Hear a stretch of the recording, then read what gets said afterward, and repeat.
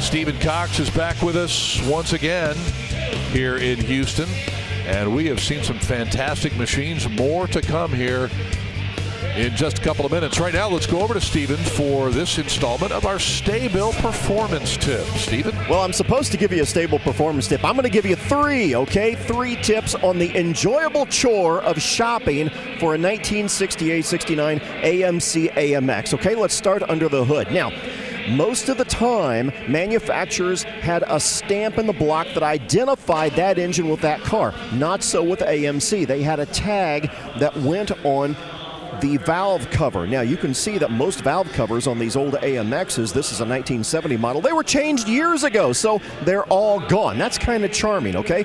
Now, tip number 2, I want you to join me over on the passenger side and take a look inside this car right here.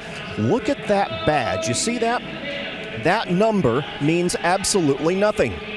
It was simply a marketing ploy by AMC marketing execs. They said, you know what?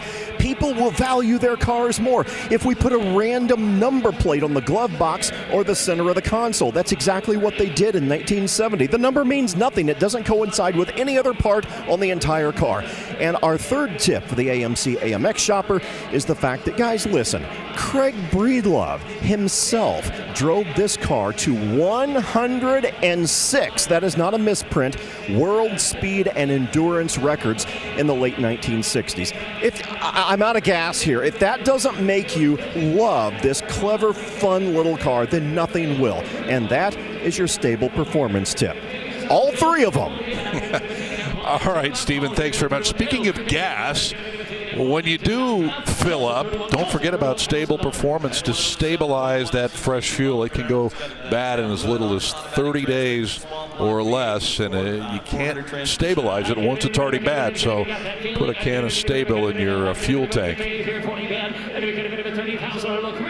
Beautiful car, by the way, as well. Good choice on that one, Stephen. Back to the auction block now. Tons and tons of car guys and gals here and kids at the NRG Center, and it is time for us to check in now with the aforementioned Bill Stevens for this installment of our STA-BIL performance tip today. Bill?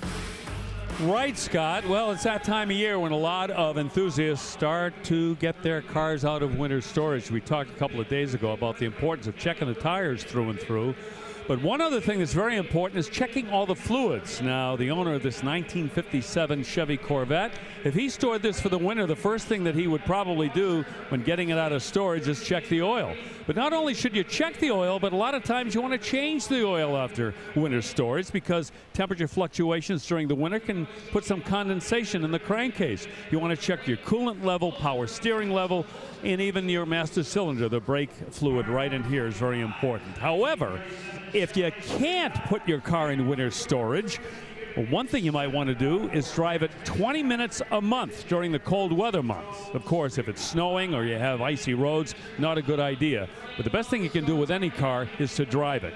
When you get it out of storage, check everything out first before you hit the road. Back to you, Scott. Okay, Bill, thanks very much. And another thing is that fuel. If your car is going to be in storage for more than 30 days, your fuel has a real chance to go bad on you if you don't stabilize it. That's where stable performance products come into play. Stabilizing that fuel, especially if you're going to have it in long-term storage.